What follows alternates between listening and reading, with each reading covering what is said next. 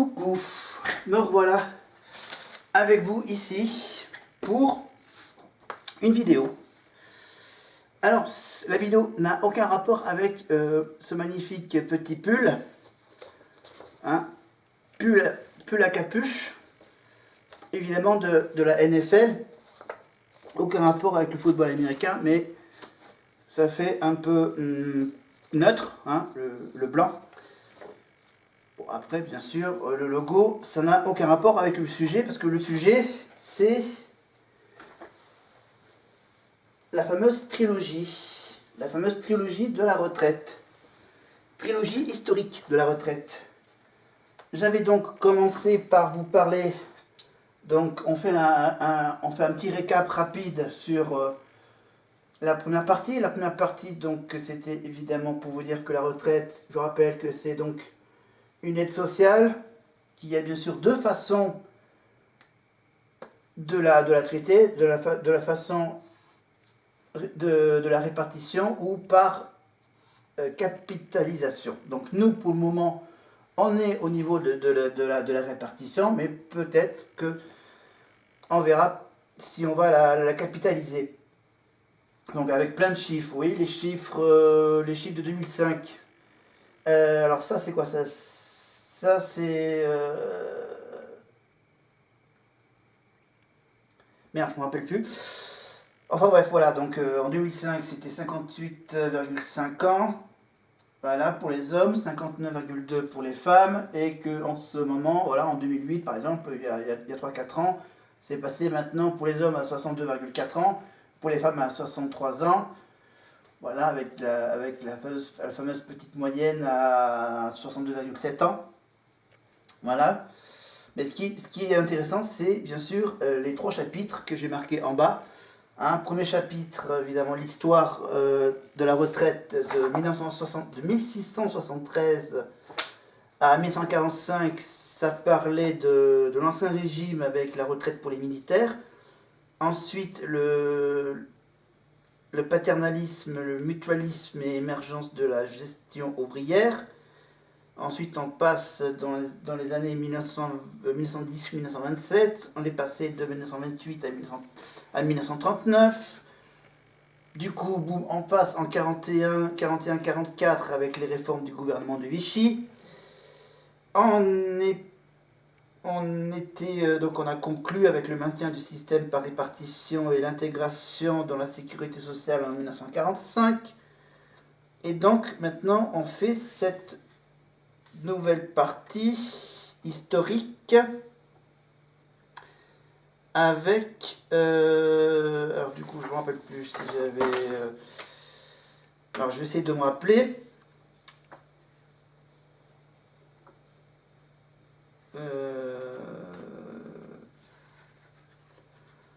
je crois pas que j'ai parlé de ce sujet là.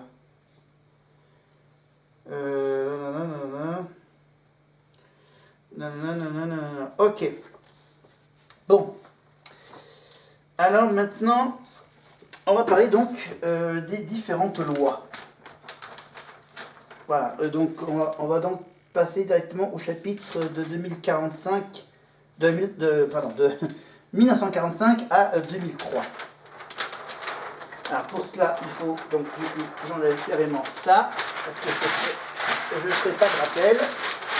Voilà, hop. Après je mettrai ce sac à la poubelle. Alors maintenant, comment on va faire? On va faire donc 45, on va faire donc les différentes réformes. Les différentes réformes de la retraite depuis 1945. Donc on va faire, alors j'ai que 4 couleurs de crayon. Alors j'ai quoi? J'ai... Non, on va rester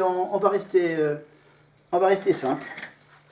Voilà, on va rester tranquillement ici à parler donc il est où là? Voilà. Voilà, attends, je m'éloigne un peu parce que je suis un peu par rapport au cadrage. Alors, je vais me mettre un petit peu de côté pour pouvoir lire la suite. Donc on en était où? On en était... peut-être que je fais un petit rappel de la présente vidéo, mais voilà, en 1953, une première tentative de regrouper donc dans le régime général les régimes spéciaux, c'est... D'accord, ça c'est ce que j'ai fait. Voilà, ça y est, il faut que je lise pour que je me rappelle que j'ai déjà parlé de ça. Voilà, depuis 1967, le régime général des retraites a fait l'objet d'une série de mesures gouvernementales le rapprochant d'une sorte de norme des assurances privées. Ce modèle des assurances privées peut décrire avec 4 critères. Passons directement à la loi Boulin. La loi Boulin de 1971. Donc ouais, je vais quand même utiliser ça pour les dates importantes. Donc on passe donc dans les années 70. Années 70. Alors on va faire... ouais, on va faire...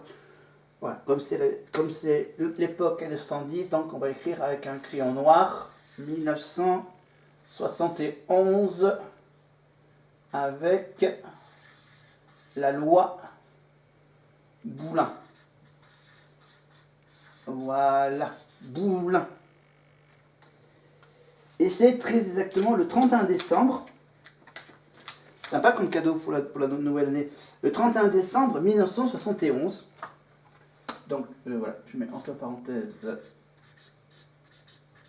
que c'est 31 décembre, que la loi Boulin a fait passer de 120 à 150 trimestres.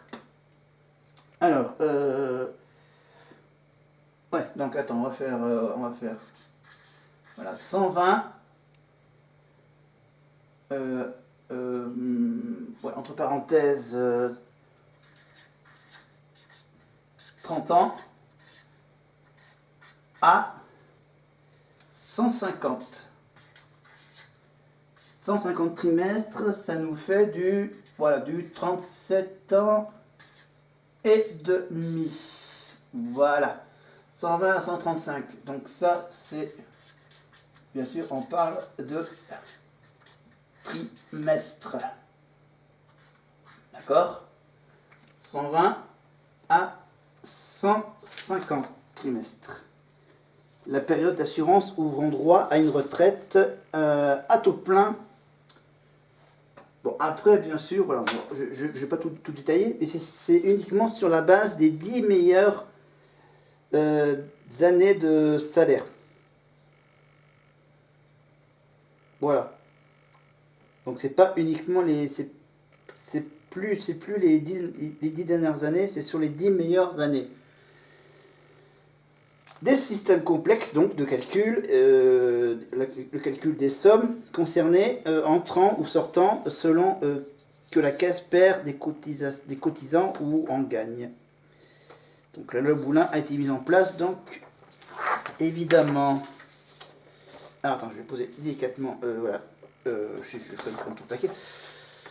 La nouvelle allocation est en effet non cumulable avec un emploi, mais aussi avec une retraite obtenue en vertu d'un régime légal ou réglementaire. Son montant est de 3 600 francs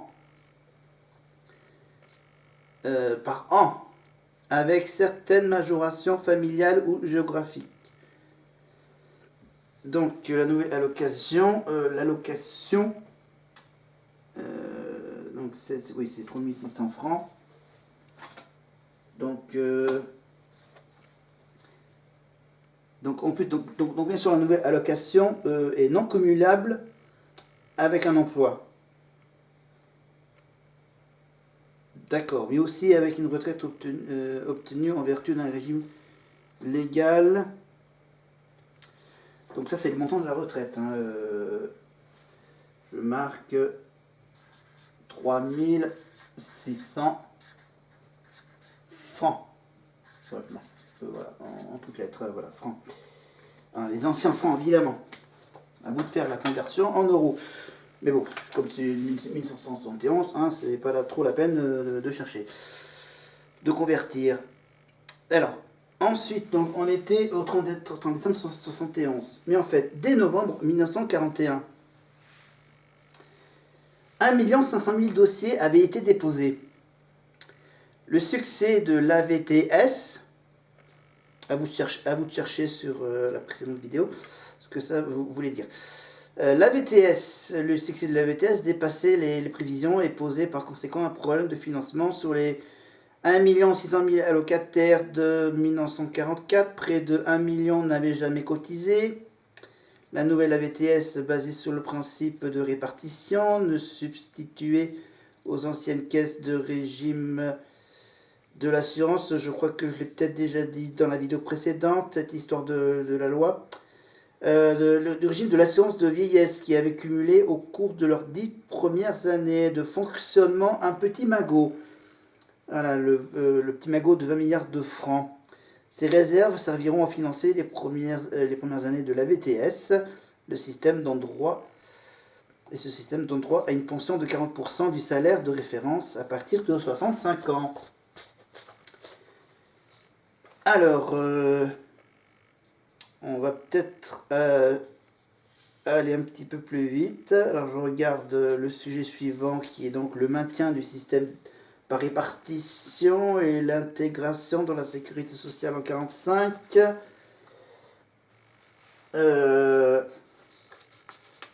Attends, oula, wesh, j'ai sauté un truc. Je saute un truc ou... Ah, j'ai sauté un truc, je suis revenu en arrière. Hop. J'ai sauté un truc, voilà, hop, je reviens. Je reviens sur mes pas, donc on revient sur Boula. Donc là, du coup, hop, les 3600 francs, on oublie, voilà, c'était c'était une fake news. Alors, enfin, une fake news dans le passé. Alors, on était donc on est en 71, on était à la Boulin. Maintenant, on passe donc... c'est ça, les systèmes complets de calcul de sommes concernées sont mis en place à partir de 1974. Pour solder les désaccords, plutôt que de trancher l'État, verse une obole. Ce qui concerne le régime agricole, ça sera le budget annexe des prestations sociales agricoles, devenu fonds de financement des prestations sociales des non-salariés agricoles en 2005. Dans le même temps, pour pallier les problèmes d'emploi apparus à partir des années 60, le principe de partage du travail, la volonté de lutter spécifiquement contre le chômage des jeunes et l'intérêt des entreprises qui souhaitaient licencier mais ne peuvent le faire pour des raisons légales, conduisent au premier dispositif de pré-retraite en 1972. Donc on retombe sur nos pas. Celui-ci garantit le financement par l'État d'un revenu de remplacement pour les personnes âgées de plus de 60 ans. Par la suite, en 1980, le dispositif est élargi aux personnes de plus de 55 ans. On revient donc à la loi Boulin qui crée également des dispositifs dédiés aux mères de famille, visant à augmenter leurs droits retraite, l'allocation donc vieillesse des mères au foyer, qui permettait de valider pour la retraite des périodes d'inactivité professionnelle. Ça concerne évidemment ceux qui sont occupés à élever des enfants et la majoration de durée d'assurance pour enfants qui permettait d'attribuer aux mères 4 trimestres de retraite. L'allocation donc vieillesse des mères au foyer fut étendue aux pères en 1979 et il existe, et ça existe encore aujourd'hui sous l'intitulé d'assurance vieillesse des parents au foyer, bien sûr maintenant. La majoration de durée d'assurance a été modifiée à plusieurs reprises, depuis bien sûr étendue au papa. La hausse du chômage qui s'accentue en 1973 continue à peser sérieusement sur les cotisations tout en mettant les chômeurs âgés en difficulté. Je fais un peu la voix du JT. mais c'est pour bien que vous compreniez. Donc, on va passer bien sûr des années 70 aux années 80. Je fais du Pujadas. On passe avec mon tableau en 1981. Et cette loi s'appelle la loi Auroux. Voilà, je vérifie si c'est exact. C'est ça. Voilà, la loi Auroux. Alors, pour cette loi Auroux, qu'est-ce qu'on a comme chiffre? Alors, 82. Alors, 82, c'est présidence de François Mitterrand.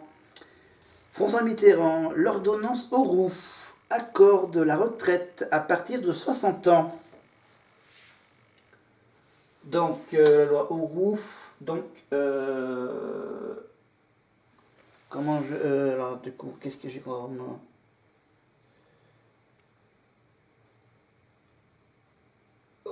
Ok, ok.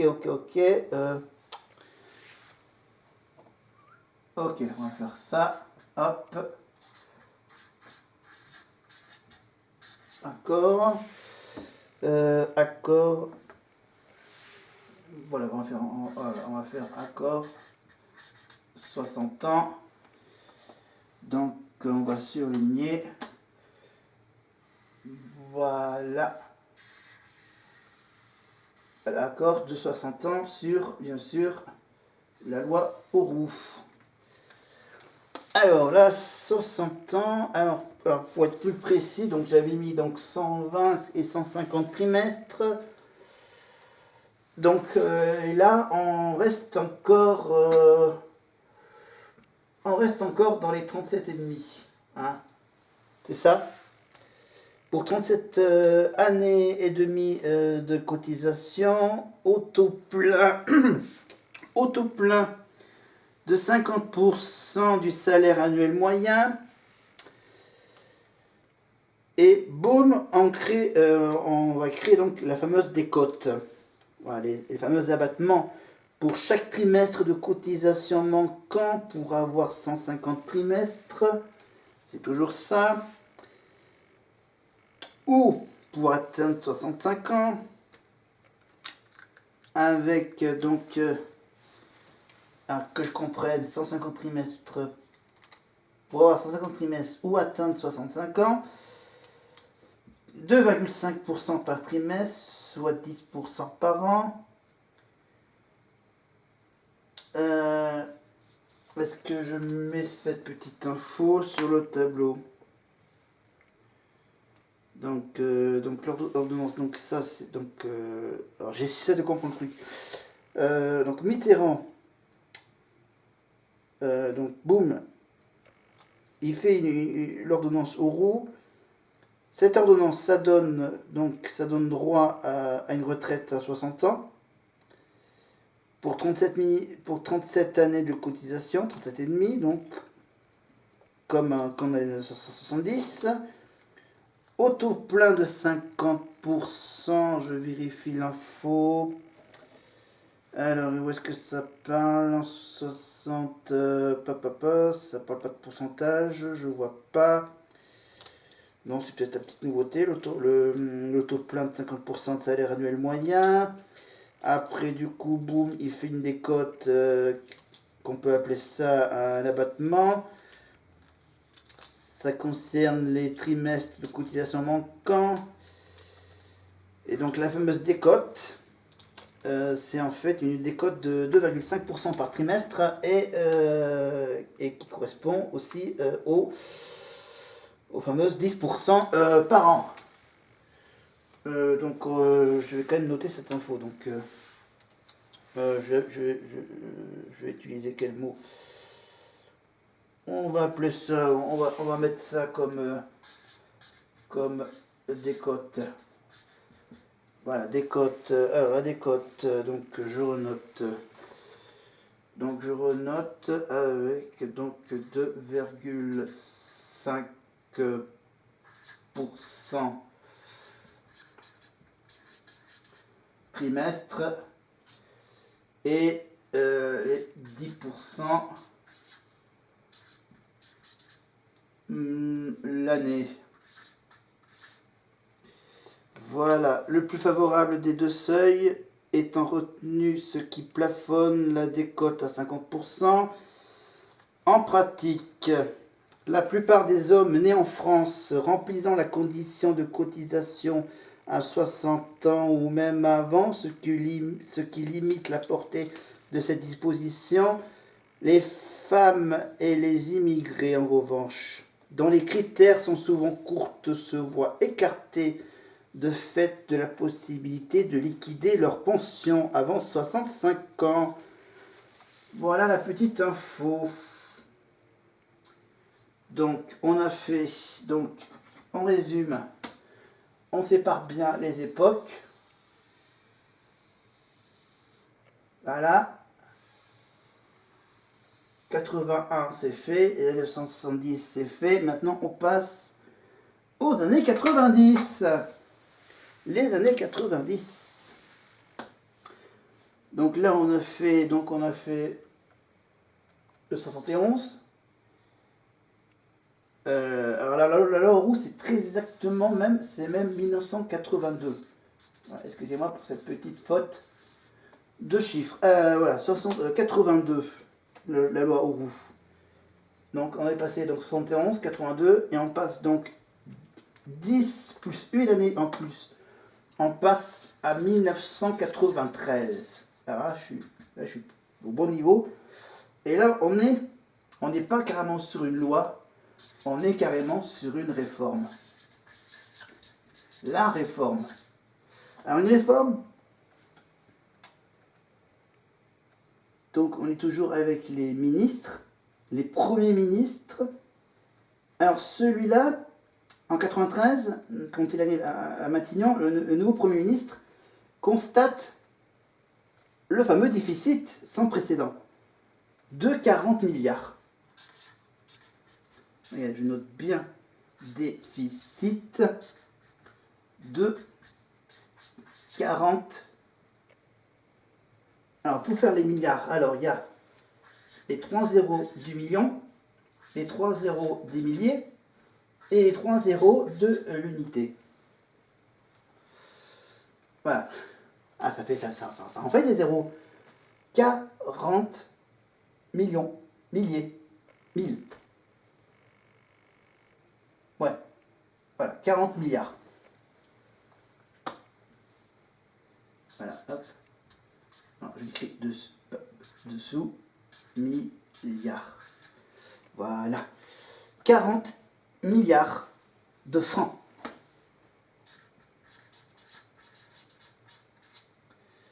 Et oui, vous dites, mais comment ça s'appelle cette réforme? En fait, c'est une récession qui est causée par la crise monétaire, consécutive à la réunification allemande. Et oui, la chute du mur de Berlin de 1989, qui a donc provoqué la fameuse crise monétaire, qui frappe de plein fouet les recettes, évidemment. Devant cette situation, le gouvernement d'Édouard Balladur, c'est bien avec 2 L, attention, Balladur,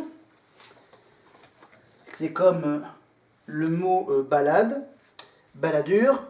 Alors, donc Balladur qui lance une réforme des retraites au pas de charge. C'est très urgent, c'est quand même le gros déficit de 40 milliards de francs. C'est donc la loi d'habilitation à légiférer par ordonnance est rapidement votée et à l'été 1993, la réforme est terminée. L'ensemble n'aura pris que quelques semaines. Cette réforme, qui ne concerne que le secteur privé, tient en 5 principales mesures. Bon, j'ai pas la place pour tout marquer, donc à vous de bien comprendre ce que je vais dire. La durée de cotisation nécessaire pour avoir droit à une pension à taux plein au régime général passe progressivement de 150 trimestres, donc les fameux 37 ans et demi, à, je vais quand même le marquer ici. Je vais quand même l'écrire en bleu. On passe donc à 160 trimestres.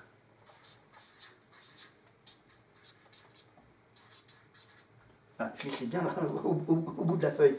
160 trimestres, ça correspond à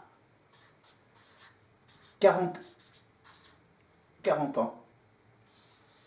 Voilà. Voilà, c'est très important ce que je viens de noter là-dessus. Alors, on revient donc aux 160 trimestres, 40 ans, à raison, attention, d'un trimestre de plus par an. C'est un peu ce que Emmanuel prévoit de nous faire faire pour les années à venir. Si je comprends bien. À vous de me dire en commentaire si j'ai raison ou tort par rapport à cette idée donc d'ajouter un trimestre de plus par an du 1er janvier 1994 au 1er janvier 2004. Voilà, pour donc 10 années. Donc tous les ans, il met un trimestre en plus. Et donc la durée de cotisation nécessaire, tout régime confondu, pour annuler la décote reste à 150 trimestres. On garde ça un peu, mais en fait on va passer à ça. C'est ça. Voilà, donc voilà. Essayez de comprendre ce que je viens de dire. Mais en fait, la deuxième mesure, oui j'en suis à la deuxième. La deuxième mesure, c'est l'augmentation de la durée de carrière de référence. Alors, l'augmentation de la durée de carrière de référence. La pension était précédemment calculée sur les 10 meilleures années. En fait, les 10 meilleures années, donc voilà, on avait commencé les retraites avec les 10 dernières années. Ensuite, on est passé aux 10 meilleures années, n'importe lesquelles. Et là, alors, là, c'est quoi? Ah oui, c'est sur le nombre d'années, c'est ça? Ouais, le nombre d'années, donc, sera progressivement porté à 25 années. Voilà. En raison d'une année de plus par an. Donc, 10, donc ça fait 15 ans. 15 ans en partant de, je crois, en partant de 94. Hein, 94, donc ça fait, voilà, jusqu'en 2010. En raison d'une année de plus par an. Mais ça, c'est pas très intéressant.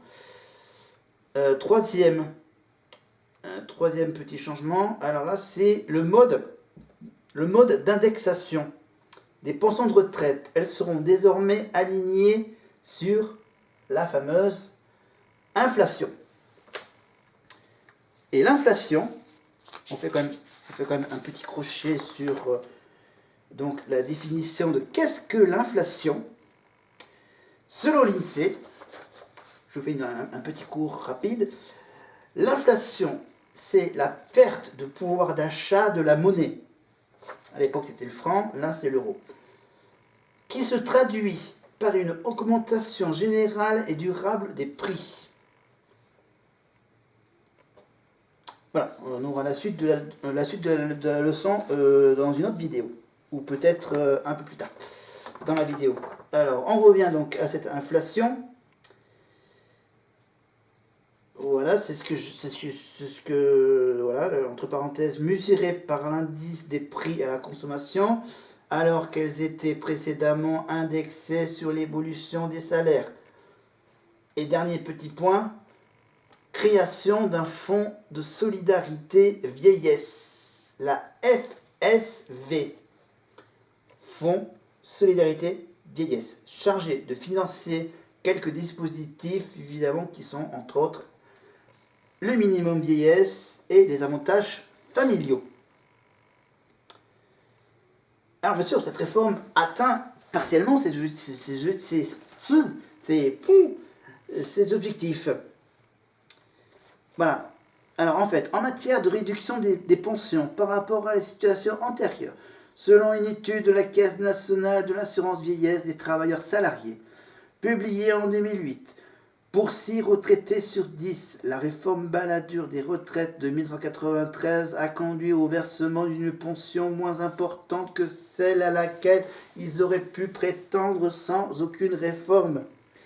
La différence moyenne est de 6% pour l'ensemble de la population. Les hommes nés en 1938, par exemple, reçoivent une pension moyenne de 7 110 € par an, hors retraite complémentaire. 660 € de moins que si la réforme n'avait pas eu lieu. Pour les générations nées entre 1945 et 1954, la baisse de la pension de base serait de 16% pour les hommes et de 20% pour les femmes.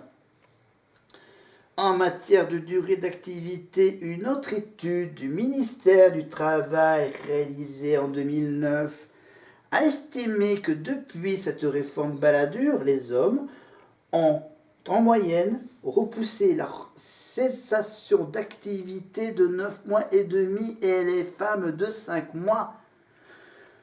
En 17 ans, la durée de cotisation moyenne n'aurait donc augmenté que de 8 mois au moins.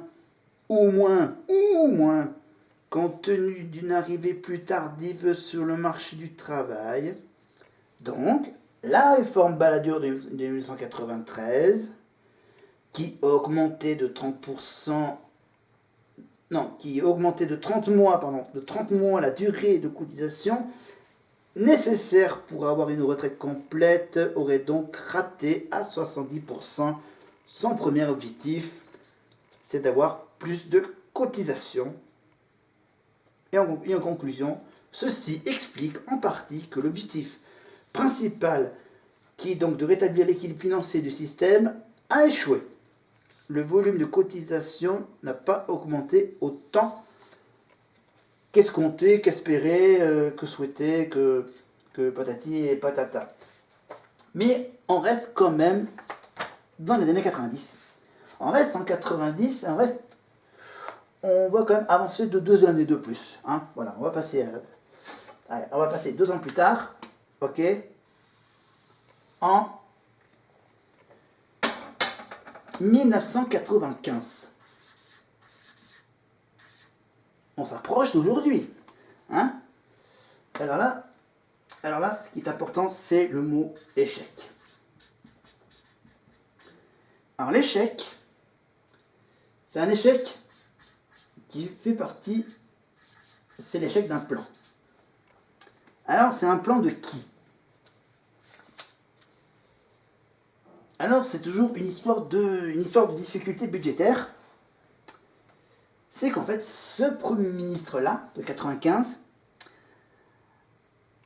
s'est attaqué au problème des régimes spéciaux de retraite et au rapprochement du régime de la fonction publique au régime général.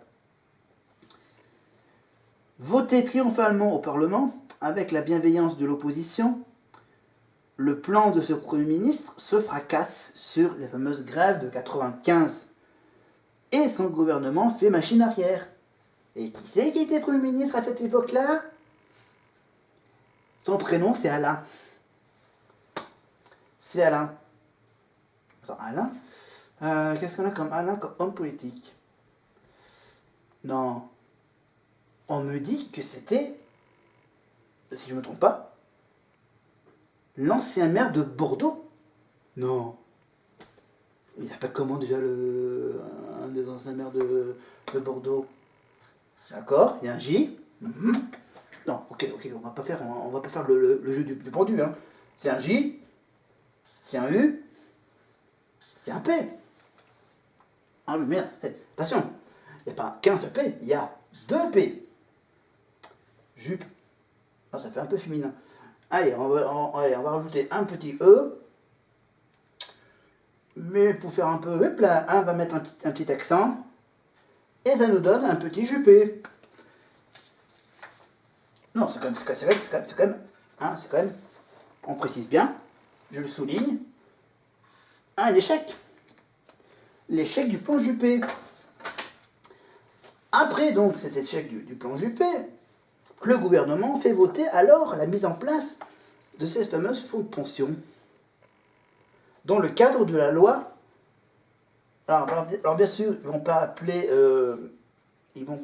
ça la loi Alain Juppé, mais on va appeler la loi, on va dire la loi, allez, on tire au sort le prénom, on va dire la loi, allez, Thomas. Voilà, Thomas, voilà, c'est un nom, c'est un prénom normal, Thomas. Donc la loi Thomas, en plus c'est une loi très, très controversée, hein, bah oui. Ça a quand même fait un débat sur l'arrivée des fonds de pension qui tourne à l'affrontement idéologique entre les pros et les anti-capitalisations, avec donc la fameuse dissolution de l'Assemblée nationale par le célébrissime ancien maire de Paris, président de la République pour 2 mandats, très connu en Corrèze, avec bien sûr sa femme qui a créé bien sûr la fameuse petite récolte annuelle des pieds jaunes. Je parle évidemment de Bernadette et donc de Jacques Chirac, bien sûr. La dissolution en 1995 de l'Assemblée par Jacques Chirac et le changement de majorité. Et oui. Et malheureusement, le texte ne sera jamais adopté et sera définitivement abrogé en 2001. Et tac, dans les dents. Voilà. Allez, on va quand même parler un tout petit peu de 99. Hein. De 1999, pour être plus précis, avec donc la fameuse création du fonds de réserve pour la retraite. Fonds de réserve retraite, ça s'appelle la FRR. Donc, et c'est bien sûr le parti de gauche, c'est la gauche, au pouvoir en 1997, qui ne lance pas de nouvelles réformes sur l'âge légal ou la durée de cotisation. Mais ils ont eu l'idée, tiens, on va créer la FRR, hein, le fameux fonds de réserve sur les retraites, dont la mise en place est officialisée par la loi de financement de la sécurité sociale en 1999. C'est un instrument qui sert à faire face aux situations de déséquilibre entre cotisations et pensions à payer. Il est en particulier destiné à couvrir la prévision d'une future pointe de besoin de financement du régime général d'ici 2020, date jusqu'à laquelle les montants mis de côté ne doivent en principe pas être utilisés. Ok ? Mais dans la loi, le FRR, il peut percevoir plusieurs types de dotations. 2% du prélèvement social sur les revenus du patrimoine et de placement. Les excédents de la Caisse nationale d'assurance vieillesse. Le produit de cessation d'activités telles que les privatisations, les cessations des parts de caisse d'épargne ou le produit de la vente des licences de téléphonie de 3e génération, l'UMTS. Mais selon les syndicats, toujours avec les syndicats, le gouvernement a finalement refusé de verser les recettes de privatisation. Bon, ok, ce fonds ne recevra jamais les sommes promises, qui devaient totaliser 150 milliards d'euros en 2010. Même pendant les périodes de bonne croissance économique des années 99, 2000 et 2001. Puis, malheureusement, ce fonds ne touchera plus grand-chose à partir de 2002. Après, bien sûr, le retour de la droite au pouvoir. Ayant été doté au total de 29 milliards d'euros de 99 à fin 2009, il représentait à cette date une réserve de 33 milliards d'euros. Les sommes en jeu, quoique inférieures au projet initial, restent néanmoins importantes. Et, bien sûr, c'est quand même... C'est un peu tentant pour un gouvernement dont le budget est déficitaire. Alors, les syndicats, donc les syndicats, je vous rappelle les logos des syndicats, CFDT, CGC, CGT, FO et CFTC. Ils ont quand même été manifester leur inquiétude par écrit. Ah, c'est uniquement par écrit. Au président de la République, le 7 janvier 2008, pour le mettre en garde contre toute utilisation prématurée du fonds. Dans le cadre de la réforme de 2010, le FRR sera effectivement mis à contribution avec 10 ans d'avance.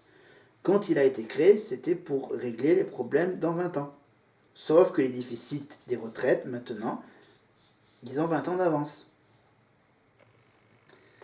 Dès 2002, les ministres des Finances des pays de l'Union européenne se sont mis d'accord sur un projet de directive encadrant les règles de fonctionnement des futurs fonds de pension européens. Alors, le Conseil européen de Barcelone fixe l'âge moyen de départ à la retraite à 63 ans, à raison d'un semestre par an. Je sais.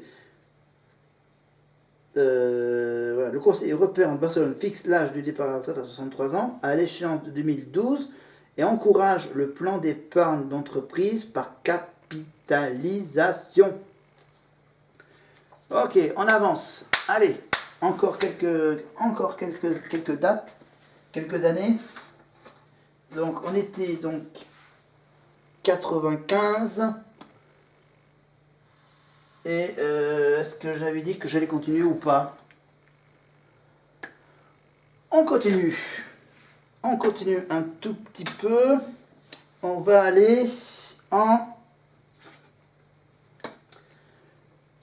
2000. Alors on passe évidemment le bug de l'an 2000. On passe évidemment avec l'histoire des prédictions d'un satellite qui tomberait sur la Terre, que tout le monde connaît, mais on passe en 2003. Alors, 2003. Alors, la majorité de droite, élue en 2002, entreprend une réforme des retraites sous l'égide du ministre des Affaires sociales, du Travail et de la Solidarité. La majorité, elle généralise aux fonctionnaires la décote pour année manquante. Et c'est bien sûr la fameuse réforme. Alors, on était avec qui? On était avec Boulin, on était avec Auroux, on était avec Balladur. On est passé du côté de Juppé pour finir en 2003 avec... Alors on était donc on était avec Édouard, on est passé par Alain, et là on passe du côté de François. Ah, il ne faut pas s'empêcher de François. Mitterrand, ok. Hollande, non. Non, en fait, en 2003, hein, vous connaissez bien. Vous le connaissez bien. F-I-2-L-O-N. Voilà. Fillon. Ok? La réforme Fillon. Ouais, c'est aussi... ouais, ok, d'accord. La loi Fillon. C'est aussi une loi. Hein, voilà. Hop, c'est une loi. Aussi. La réforme Fillon, la loi Fillon. Cette réforme, donc, ça instaure une transition progressive de la durée de cotisation de tous les régimes, sauf les régimes spéciaux. On était où? On était donc, on a donc démarré le tableau à 37 années et demie. Voilà, on était donc on passait de 30 ans à 37 ans et demi. De 37 ans et demi, on est passé à 40. Et de 40, on passe à... Attention, je sors le stylo bleu. Je vous mets un petit... On vous met un petit 42 ans. Voilà. On vous met un petit 42 ans. Voilà. Alors pour... voilà, c'est pour, dans un premier temps, c'est pour aligner la durée de cotisation des fonctionnaires. Alors, on est passé donc de 37 années et demie à 40 ans. À l'horizon 2008. Voilà, je mets mon petit 2008 ici. Pour 2008, donc, où est-ce que j'en suis? 2008, à raison d'un semestre par an. Voilà, ça change pas trop ça. Par contre, la réforme Fillon, elle réduit la durée de cotisation des personnes qui ont commencé à travailler très jeunes. Elles peuvent partir à la retraite de façon anticipée avec 42 années de cotisation. Les plus de 17 ans sont toutefois exclus. Les plus de 17 ans sont toutefois exclus du dispositif et doivent donc continuer à travailler à partir de 60 ans. La décote pour année manquante doit tendre pour tous les salariés à 5%. 5% par année manquante. Là, c'était par trimestre en 82, mais bon, je note pas cette info. 5%. Oh, j'en suis où là? J'en suis où? Donc, 17 ans, sont toutefois dispositifs, je continue. La décote par année manquante doit s'étendre pour tous les salariés à 5% par année manquante à l'horizon 2015. Dans la limite de 5 années, soit 25% de décote maximale. 5 fois 5, 25, faites le calcul. Une surcote pour année supplémentaire est instaurée, bien sûr, la surcote est de 3% par année supplémentaire au-delà de la durée de cotisation nécessaire. À vous de faire votre petit schéma. Nécessaire pour obtenir une retraite à temps plein. Le cumul emploi-retraite est rendu plus flexible. Le mode d'indexation choisi reste l'indexation sur les prix. Le pouvoir d'achat des retraités est donc préservé. Constant tout au long de leur retraite. Les salariés peuvent rattacher des trimestres au titre des études dans la limite de 3 ans avec un coût relativement important. Je me penche pour vous dire que la DREES évalue le montant moyen des rachats à 22 000 euros. Je fais une petite chanson là-dessus. De nouveaux produits d'épargne individuelle, le PERP, et collectif, le PERCO, sont créés. C'est les fameux systèmes de capitalisation. Voilà. Et donc, conclusion, selon la loi Fillon de 2003, la durée de cotisation doit être augmentée d'1 an, à raison d'un trimestre par an, à partir de 2009. Cependant, la loi Fillon précise que cette augmentation, je sais faire une chanson, peut être ajournée si le contexte est modifié au regard des évolutions du taux d'activité des personnes de plus de 50 ans, de la situation financière des régimes de retraite, de la situation de l'emploi et de l'examen des paramètres de financement des régimes de retraite. À vous de bien comprendre ce que je viens de dire sur cette petite conclusion de cette réforme Fillon. Oh, autant que j'en suis. Oui, j'en suis fort motivé. Donc, on va continuer tant que la feuille n'est pas remplie. Alors, on va finir de remplir la feuille avec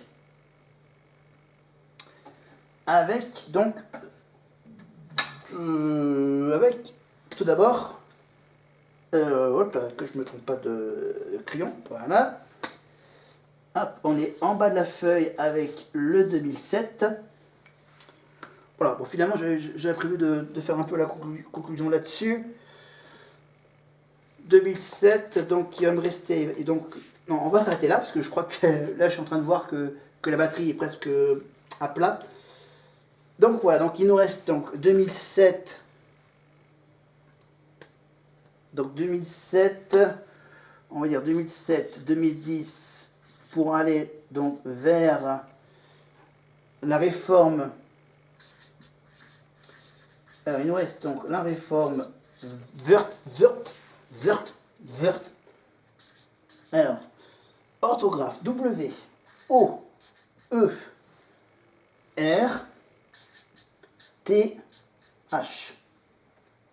D'accord? Il nous reste donc la Wörth. La Wörth. Voilà, que je ne perds pas les pages. Donc la Wörth, ouais. La Wörth, elle est un peu longue, la Wörth. Donc on finira évidemment par 2007, 2010, et on finira bien sûr par la deuxième tranche, hein, de 2013 à 2023. Voilà, et ça sera juste en bas de la feuille. 2013, 2023. Est-ce que ça a un nom, l'histoire? Non, je trouverai un titre la prochaine fois. On cherchera un petit titre à cette époque. Voilà, à ces 10 dernières années, 2013-2023. Voilà, 2007-2010, donc réforme Wörth, 2013-2023. Je les englobe.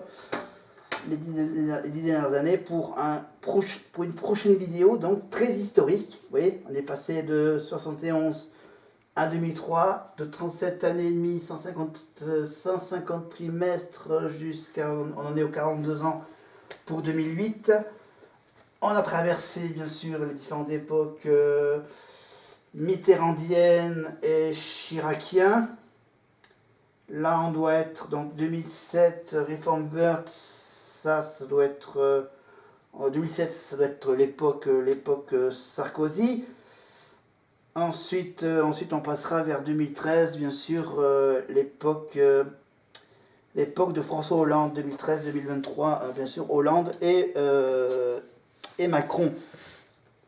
Voilà, avec toutes les manifs de ces années 2007-2010. La manifestation du 16 octobre 2010, la manifestation le 7 septembre 2010. Septembre-octobre 2010, et voilà, parce que j'ai des photos, hein, sur Wikipédia vous trouverez donc une photo de ces 2-3 manifs. Voilà, et ensuite 2013-2023, bien sûr, avec toutes les crises qu'il y a eu ces 10 dernières années. Voilà, j'espère que cette petite longue vidéo historique retraite spéciale vous a plu. Hein, n'oubliez pas de vous abonner, de cliquer et d'activer la petite cloche pour être au courant de notre dernier chapitre historique sur la retraite. Voilà, et pour tout vous dire que bientôt on vous racontera donc l'histoire de 2019, pardon, l'année 2019, avec donc ce petit bouquin historique, l'actualité pour les nuls. Voilà, tout ce qui s'est passé en 2019 en un clin d'œil. Voilà, ensuite j'ai prévu de vous parler, on parlera peut-être, quand ça sera très calme, des primaires politiques avec la Marianne. Toujours, bien sûr, pour les débutants. C'est un peu technique, je pense que ça va être assez technique politiquement parlant. Voilà, j'ai fait quelques petits achats, hein, pour ce début d'année. Voilà, j'ai même acheté un petit dictionnaire français-anglais, anglais-français, dans les deux sens, évidemment, un petit bouquin, tu vois, avec donc les mots, expressions et les traductions, yes. Voilà, mes derniers achats de bouquins. Voilà, j'ai même acheté un bouquin sur les cuisines avec les recettes sans lait. Voilà, pour ceux qui n'aiment pas le lactose. Ceux qui n'aiment pas le lait, il y a toujours un bouquin pour les petits problèmes qu'on a. Voilà, c'est mes tout derniers petits achats.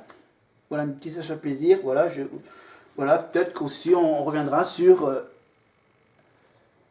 les classiques de l'époque, avec bien sûr les classiques orthographiques, dictée, arithmétique, sciences naturelles, géographie et histoire.